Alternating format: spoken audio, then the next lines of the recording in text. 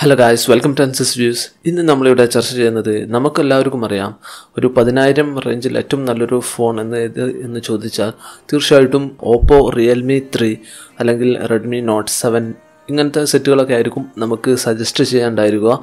എന്നാലും ഇതിൽ Realme 3 എന്നുള്ള ഫോൺ ഞാൻ ഈ അടുത്ത് വാങ്ങുകയുണ്ടായി. ഈ ഫോണിൻ്റെ അൺബോക്സിംഗ് വീഡിയോയും കാര്യങ്ങളൊക്കെയാണ് നമ്മൾ ഇന്നിവിടെ ചെയ്യാൻ ഉദ്ദേശിക്കുന്നത്. ഇനി നിങ്ങൾക്ക് ഇതിൻ്റെ സ്പെസിഫിക്കേഷനൊക്കെ എക്സ്പ്ലെയിൻ ചെയ്യുന്നൊരു വീഡിയോ ഞാൻ ഓൾറെഡി യൂട്യൂബിൽ ചെയ്തിട്ടുണ്ട്. ആ വീഡിയോ കാണാനുള്ള ഡയറക്റ്റ് ലിങ്ക് ഞാൻ ഈ വീഡിയോയുടെ ഡിസ്ക്രിപ്ഷൻ താഴെ കൊടുക്കുന്നുണ്ട്. നിങ്ങൾക്ക് അതിൽ പോയിട്ട് ആ വീഡിയോ കാണാൻ സാധിക്കുന്നതാണ്. ഓക്കെ, ഏതായിരുന്നാലും നമുക്ക് ഇതിൻ്റെ അൺബോക്സിങ്ങിലേക്ക് കടക്കാം.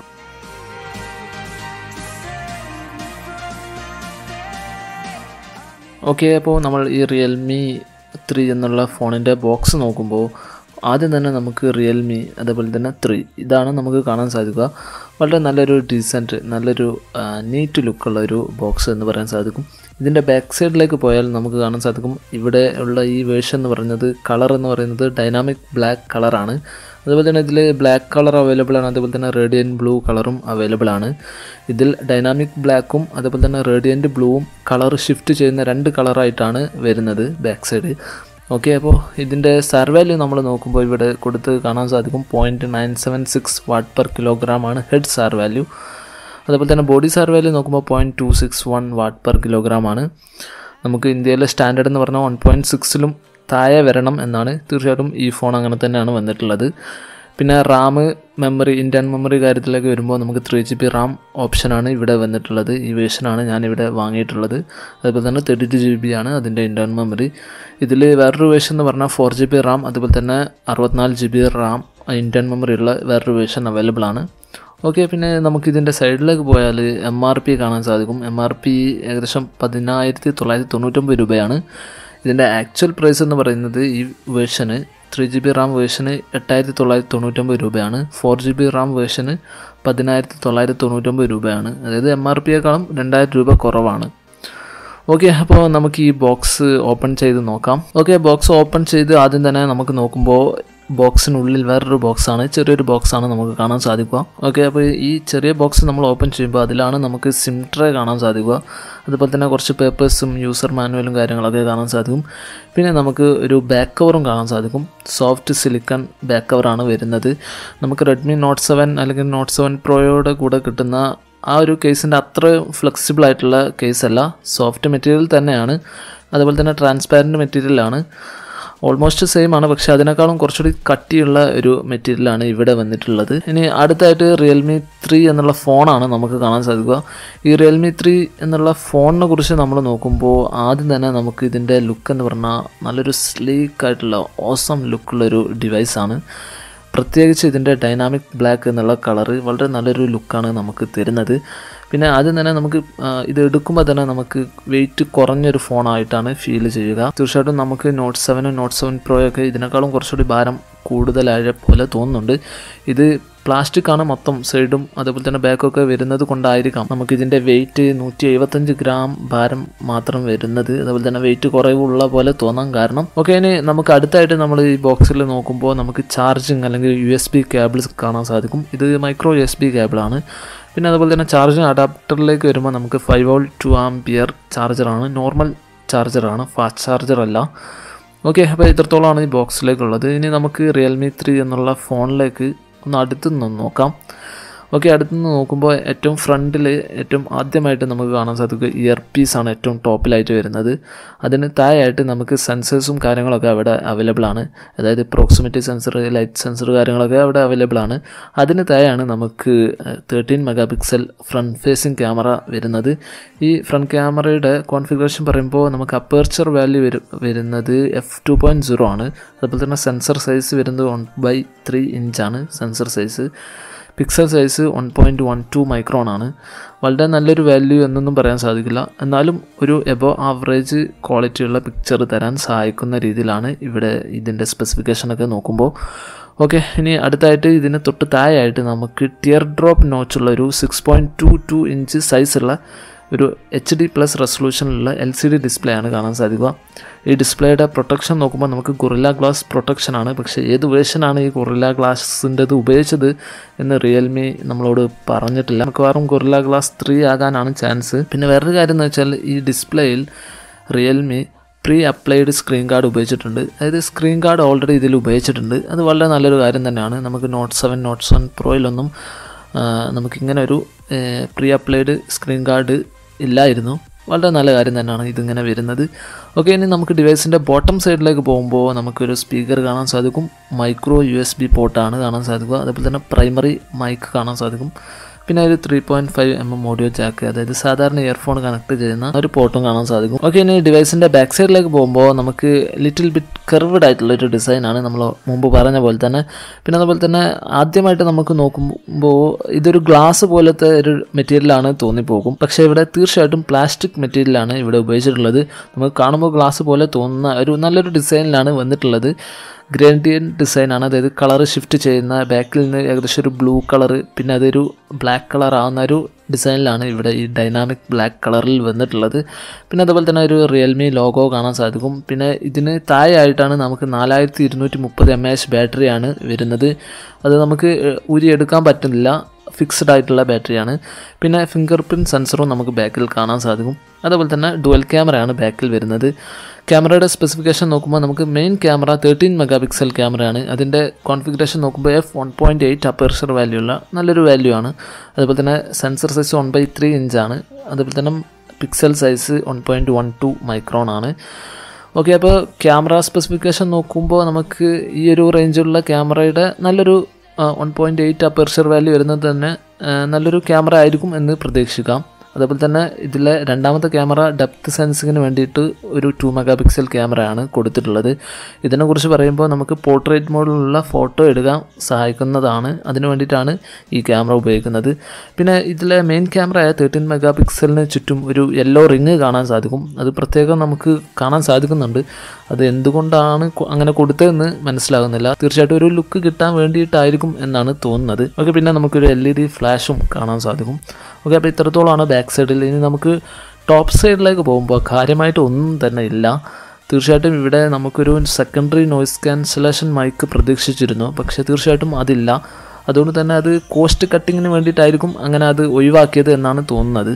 തീർച്ചയായിട്ടും അത് ഇൻക്ലൂഡ് ചെയ്യണമായിരുന്നു എന്നൊരു അഭിപ്രായമുണ്ട്. ഇനി നമുക്ക് ഫോണിൻ്റെ ലെഫ്റ്റ് സൈഡിലേക്ക് വരുമ്പോൾ സിം ട്രേ ആണ്. സിം ട്രേയെ കുറിച്ച് പറയുമ്പോൾ ട്രിപ്പിൾ സ്ലോട്ടാണ്. അതായത് അറ്റ് എ ടൈമിൽ നമുക്ക് 2 സിമ്മും ഒരു മെമ്മറി കാർഡ് ഉപയോഗിക്കാൻ പറ്റുന്ന, ഇങ്ങനെ 3 ഒരുമിച്ച് ഉപയോഗിക്കാൻ പറ്റുന്ന ഒരു സിസ്റ്റമാണ് ഇവിടെ വന്നിട്ടുള്ളത്. നിങ്ങൾക്ക് ഇവിടെ കാണാൻ സാധിക്കും. പിന്നെ അതിന് താഴെയായിട്ട് നമുക്ക് volume up and down buttons കാണാൻ സാധിക്കും. പിന്നെ നമുക്കിതിൻ്റെ സൈഡിനെ കുറിച്ച് പറയുമ്പോൾ പ്ലാസ്റ്റിക് ആണ്, നമ്മൾ മുമ്പ് പറഞ്ഞ പോലെ തന്നെ. പിന്നെ റൈറ്റ് സൈഡിലേക്ക് വരുമ്പോൾ നമുക്ക് സ്ക്രീൻ ഓൺ ഓഫ് അല്ലെങ്കിൽ പവർ ഓൺ ഓഫ് ബട്ടണാണ് കാണാൻ സാധിക്കുക. ഇത്രത്തോളമാണ് നമുക്ക് ഈ ഫോണിൻ്റെ ഓവറോൾ ഡിസൈൻ മൊത്തത്തിൽ അടുത്ത് നിന്ന് നോക്കുമ്പോൾ നമുക്ക് പറയാനുള്ളത്. ഓക്കെ, ഇനി നമുക്ക് ഇതിനോട് കൂടെ കിട്ടുന്ന ഈ ഒരു ബാക്ക് കവർ എത്രത്തോളം നല്ല രീതിയിൽ ഇതിൽ ഫിറ്റ് ചെയ്യും എന്ന് നോക്കുമ്പോൾ തീർച്ചയായിട്ടും വളരെ നല്ല രീതിയിൽ ഫിറ്റ് ചെയ്യുന്ന ഡിസൈനിലാണ് വന്നിട്ടുള്ളത്. ഇതിൻ്റെ പോർട്ടും കാര്യങ്ങളൊക്കെ വളരെ നല്ല രീതിയിൽ ഫിറ്റാണ്. അതേപോലെ തന്നെ ബട്ടൺസും കാര്യങ്ങളൊക്കെ വളരെ നല്ല രീതിയിൽ നമുക്ക് പ്രസ് ചെയ്യാൻ സാധിക്കുന്നുണ്ട്. പിന്നെ ഇതിൽ വേറൊരു കാര്യം എന്ന് പറഞ്ഞാൽ ഗ്രേഡിയൻറ്റ് ഡിസൈനിനെ കുറിച്ച് പറയുമ്പോൾ ഈ കവർ ഇട്ടാലും നമുക്ക് കുറച്ചൊക്കെ മങ്ങലുണ്ട്. എന്നിരുന്നാൽ പോലും നമുക്ക് ഗ്രേഡിയൻറ്റ് ഡിസൈനാണ് എന്നുള്ളത് നമുക്ക് തീർച്ചയായിട്ടും മനസ്സിലാക്കാൻ സാധിക്കും. അങ്ങനത്തെ രീതിയിലാണ് ട്രാൻസ്പാരൻറ്റ് കേസ് ആയതുകൊണ്ട് തന്നെ. ഓക്കെ, പിന്നെ ഇതിലെ കട്ടി എന്ന് പറയുന്നത് കുറച്ചൊരു കട്ടി കൂടിയൊരു ഡിസൈനാണ് ഇവിടെ വരുന്നത്. ഇത് ഉപയോഗിക്കുമ്പോൾ നമുക്ക് കുറച്ചൊരു ഹെവി ആയിട്ട് ഫോൺ തോന്നുന്നുണ്ട്. ഇതിൻ്റെ ഒരു മെച്ചെന്ന് പറഞ്ഞാൽ ഫോണിന് കുറച്ചുകൂടി നല്ലൊരു പ്രൊട്ടക്ഷൻ കൊടുക്കും എന്നാണ്. തീർച്ചയായിട്ടും വളരെ നല്ല കാര്യം. വേറൊരു കാര്യം എന്ന് വെച്ചാൽ നമുക്കിതിലെ ക്യാമറ ഹമ്പ് ചെറുതായിട്ടേ ഉള്ളൂ, അതും നല്ല രീതിയിൽ ഈ ബാക്ക് കവർ കൊണ്ട് പ്രൊട്ടക്റ്റ് ചെയ്യുന്നുണ്ട്. അതും വളരെ നല്ലൊരു കാര്യം തന്നെയാണ്. നമുക്ക് റെഡ്മി നോട്ട് 7 പ്രോയുടെ കേസൊക്കെ നോക്കുമ്പോൾ അതിലെ ക്യാമറ ഹമ്പ് ഈ കേസ് ഇട്ടാലും പുറത്തേക്ക് നിൽക്കുന്ന ഒരു അവസ്ഥയായിരുന്നു. തീർച്ചയായിട്ടും അതിവിടെ ഇല്ലാത്തത് വളരെ നല്ല കാര്യം തന്നെയാണ്. ഓക്കെ, ഇനി നമുക്ക് ഈ ഡിവൈസ് ആദ്യമായിട്ടൊന്ന് ഉപയോഗിച്ച് നോക്കുമ്പോൾ എല്ലാം ഞാൻ സെറ്റ് ചെയ്തിട്ടുണ്ട്. നമുക്ക് ആദ്യമായിട്ട് തന്നെ ഉപയോഗിക്കുമ്പോൾ നമുക്ക് ഇതിലെ അൺലോക്കിംഗ് മെത്തേഡ്സൊക്കെ ഒന്ന് ചെക്ക് ചെയ്ത് നോക്കാം. ആദ്യമായിട്ട് ഫിംഗർ പ്രിൻറ്റ് സെൻസറിനെ കുറിച്ച് ചെക്ക് ചെയ്യുമ്പോൾ തീർച്ചയായിട്ടും വളരെ ഫാസ്റ്റ് ആയിട്ടുള്ള, വളരെ നല്ല റെസ്പോൺസീവ് ആയിട്ടുള്ള ഒരു ഫിംഗർ പ്രിൻറ്റ് സെൻസറാണ് ഇവിടെ വന്നിട്ടുള്ളത്. നിങ്ങൾക്ക് ഇവിടെ കാണാൻ സാധിക്കും. നമ്മൾ പ്രസ് ചെയ്യുന്ന, അതായത് ഫിംഗർ പ്രിൻറ്റ് സെൻസറിൽ തൊടുന്ന ആ ടൈമിൽ തന്നെ സ്ക്രീൻ അൺലോക്കായി വരുന്നു. നമ്മൾ ജസ്റ്റ് ഒന്ന് തൊട്ട് എടുത്താൽ മതി, ഫോൺ അൺലോക്ക് ആയിക്കോളും. അത്രയും വളരെ സ്മൂത്തായിട്ട് വളരെ നല്ല രീതിയിൽ വർക്ക് ചെയ്യുന്നുണ്ട് ഈ ഫിംഗർ പ്രിൻറ്റ് സെൻസർ.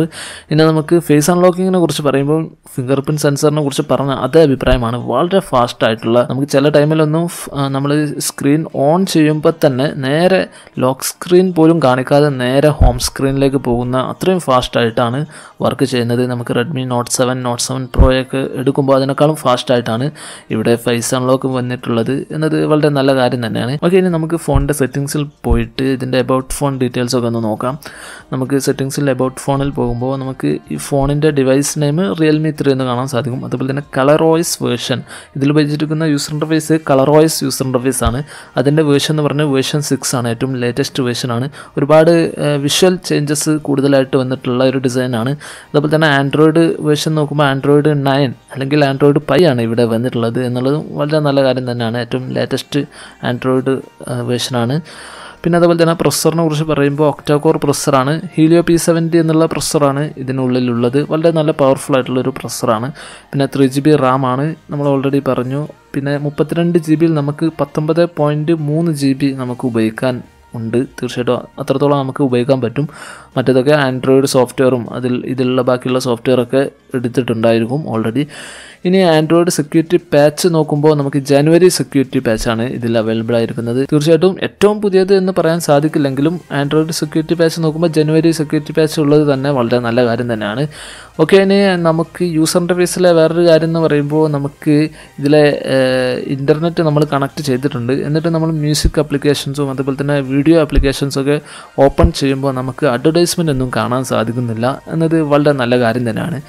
തീർച്ചയായിട്ടും നമുക്ക് ഷോമിയുടെ MIUI എടുക്കുമ്പോൾ ഇങ്ങനത്തെ applications, music application, video application, അല്ലെങ്കിൽ നമുക്ക് ഫയൽ മാനേജർ അല്ലെങ്കിൽ സെക്യൂരിറ്റി ആപ്ലിക്കേഷനൊക്കെ ഓപ്പൺ ചെയ്യുമ്പോൾ പക്ക അഡ്വർടൈസ്മെൻറ്റ് വരുന്നത് നമുക്ക് അത്രത്തോളം നല്ല രീതിയിൽ ഫീൽ ചെയ്യാത്തൊരു സംഭവമാണ്. തീർച്ചയായിട്ടും ഇവിടെ ഈ കളറോയ്സ് 6-ൽ നമുക്ക് അങ്ങനെയൊന്നും കാണാൻ സാധിക്കില്ല എന്നുള്ളത് വളരെ നല്ല കാര്യം തന്നെയാണ്. ഓക്കെ, പിന്നെ ഈ കളറോയ്സിലെ നാവിഗേഷൻസ് നമ്മൾ നോക്കുമ്പോൾ ആൻഡ്രോയിഡ് പൈ നാവിഗേഷനാണ്, ഓൾമോസ്റ്റ് അതേപോലത്തെ ഒരു നാവിഗേഷനാണ് വന്നിട്ടുള്ളത്. വളരെ സ്മൂത്തായിട്ട് വളരെ നല്ല രീതിയിൽ വർക്ക് ചെയ്യുന്ന ഒരു നാവിഗേഷനാണ്. ഒരു ആപ്ലിക്കേഷനിൽ നിന്ന് മറ്റൊരു ആപ്ലിക്കേഷനിലേക്ക് മിനിമൈസ് ചെയ്ത് ഈ രണ്ട് ആപ്ലിക്കേഷനിലേക്കും അങ്ങോട്ടും ഇങ്ങോട്ടുമൊക്കെ മാറി വരാനൊക്കെ വളരെ ഈസി ആയിട്ട് സാധിക്കും. വളരെ നല്ല കാര്യം തന്നെയാണ് ഈ ഒരു നാവിഗേഷൻ മെത്തേഡ് ഈ കളറോയ്സ് വേർഷൻ 6-ൽ ഉപയോഗിക്കുന്നത് കൊണ്ട് തന്നെ. പിന്നെ അതേപോലെ തന്നെ കളറോയ്സിലെ വേറൊരു മാറ്റമാണ്, ഇതുവരെ കളറോയ്സിൽ നമുക്ക് ആപ്പ് ട്രേ കാണാൻ സാധിക്കില്ലായിരുന്നു. അതായത് ആപ്ലിക്കേഷനെല്ലാം ഒരുമിച്ചുള്ള, നമ്മൾ ഫോൺ സാധാരണ ഇപ്പോൾ വരുന്നതൊക്കെ മുകളിലേക്ക് ആക്കുമ്പോൾ എല്ലാ ആപ്ലിക്കേഷൻസും വരുന്ന ഒരു ഡിസ്പ്ലേ, അതിനാണ് ആപ്പ് ട്രേ എന്ന് പറയുന്നത്. ആ ആപ്ലിക്കേഷൻ ട്രേ നമുക്കിപ്പോൾ ഈ കളറോയ്സ് 6-ൽ അവൈലബിൾ ആണ്. മുമ്പ് അത് കളറോയ്സിൽ അവൈലബിൾ അല്ലായിരുന്നു. ജസ്റ്റ് ഹോം സ്ക്രീനിൽ തന്നെ എല്ലാ ആപ്ലിക്കേഷനും വരുന്ന ഒരു മെത്തേഡായിരുന്നു. നമുക്ക് MIUIയിലൊക്കെ കാണുന്ന അതേ ഒരു മെത്തേഡിലായിരുന്നു. വളരെ നല്ല കാര്യം തന്നെയാണ് ഈ ആപ്ലിക്കേഷൻ ട്രേ വരുന്നത്. ഓക്കെ, പിന്നെ വേറൊരു കാര്യം എന്ന് പറഞ്ഞാൽ ഇതിലെ ബ്ലോട്ട് വെയേഴ്സിനെ കുറിച്ച് പറയുമ്പോൾ ഒരുപാട് നമുക്ക് ഓൾറെഡി പ്രീ ഇൻസ്റ്റാൾഡ് ആയിട്ടുള്ള ആപ്ലിക്കേഷൻസ് കാണാൻ സാധിക്കും. ഇതൊക്കെ നമുക്ക് വേണമെങ്കിൽ അൺഇൻസ്റ്റാൾ ചെയ്യാൻ പറ്റുന്ന രീതിയിലാണ് വന്നിട്ടുള്ളത്. ഓക്കെ, പിന്നെ നമുക്ക് ക്യാമറ യൂസർ ഇൻ്റർഫേസിലേക്കാണ് ഇനി അടുത്ത് പോകാനുള്ളത്. ക്യാമറ യൂസർ ഇൻ്റർഫേസിലേക്ക് നമ്മൾ പോകുമ്പോൾ ഇതിൽ നമുക്ക് 3 ഓപ്ഷൻസാണ് കാണാൻ സാധിക്കുക. വീഡിയോ ഓപ്ഷൻ, ഫോട്ടോ ഓപ്ഷൻ, അതുപോലെ തന്നെ പോർട്രേറ്റ് മോഡ്. ഇങ്ങനെ 3 ഓപ്ഷൻസാണ്. ഇതിൽ നമുക്ക് വീഡിയോയിൽ നമുക്ക് സ്ലോ മോഷൻ വീഡിയോ എടുക്കാൻ സാധിക്കും, HD സ്ലോ മോഷൻ എടുക്കാൻ സാധിക്കും. പിന്നെ പനോരമ മോഡ്, എക്സ്പോർട്ട് മോഡ്, അതായത് നമുക്ക് മാനുവലായിട്ട് സെറ്റ് ചെയ്യാൻ ഇത് ഫോട്ടോ എടുക്കാൻ പറ്റുന്ന ഒരു മോഡുണ്ട്. പിന്നെ AI മോഡ് ഓപ്ഷൻസ്, ഇങ്ങനത്തെ പല ഓപ്ഷൻസും ഉള്ള ഒരു യൂസർ ഇൻ്റർഫേസാണ്. പിന്നെ വേറൊരു കാര്യം എന്ന് പറഞ്ഞാൽ ഇതിൽ ക്രോമ ബൂസ്റ്റ്, അതായത് നമുക്ക് എടുക്കുന്ന പിക്ചറിൽ കുറച്ച് കളർഫുള്ളായിട്ടുള്ള കളർ ബൂസ്റ്റിംഗ് ചെയ്യുന്ന ഒരു ഓപ്ഷനാണ് ക്രോമ ബൂസ്റ്റ്. അതുപോലെ തന്നെ നൈറ്റ് സ്കേപ്പ് മോഡ്, ഇങ്ങനെയും ഓപ്ഷൻസ് അവൈലബിൾ ആണ്. നൈറ്റ് സ്കേപ്പ് മോഡ് എന്ന് പറയുമ്പോൾ നമുക്ക് രാത്രിയിൽ കുറച്ചും കൂടി ലൈറ്റുള്ള ഒരു ഫോട്ടോ കിട്ടാൻ വേണ്ടിയിട്ടാണ് ഈ നൈറ്റ് സ്കേപ്പ് മോഡ് ഉപയോഗിക്കുന്നത്. അതും ഉള്ളത് വളരെ നല്ല കാര്യം തന്നെയാണ്. ഓക്കെ, ഇനി നമുക്ക് ഈ ഒരു ക്യാമറ ഉപയോഗിച്ചിട്ട് ഒരു പിക്ചർ എടുത്ത് നോക്കാം. ഓക്കെ, പിക്ചർ എടുത്ത് നമ്മൾ നോക്കുമ്പോൾ അത്യാവശ്യം നല്ല ഡീറ്റെയിൽ ആയിട്ടുള്ളൊരു പിക്ചർ തന്നെയാണ് നമുക്ക് കിട്ടിയിട്ടുള്ളത്. ഓക്കെ, ഇനി അവസാനമായിട്ട് ഈ ഒരു ക്യാമറയിലെടുത്ത കുറച്ച് ഫോട്ടോസ് നിങ്ങൾക്ക് ഇവിടെ കാണാവുന്നതാണ്. ഓക്കെ,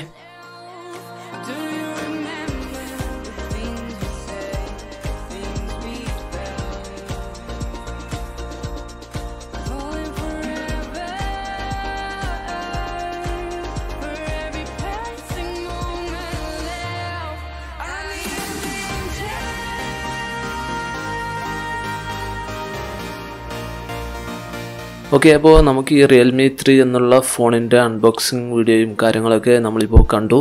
അതിനെക്കുറിച്ച് കൂടുതലായിട്ട് മനസ്സിലാക്കി. ഓക്കെ, ഏതായിരുന്നാലും നിങ്ങൾക്ക് ഈ റിയൽമി 3 എന്നുള്ള ഫോൺ വാങ്ങാൻ താല്പര്യമുണ്ടെങ്കിൽ തീർച്ചയായിട്ടും ഞാൻ അത് വാങ്ങാനുള്ള ഡയറക്റ്റ് പർച്ചേസ് ലിങ്ക് താഴെ ഡിസ്ക്രിപ്ഷനിൽ കൊടുക്കുന്നുണ്ട്.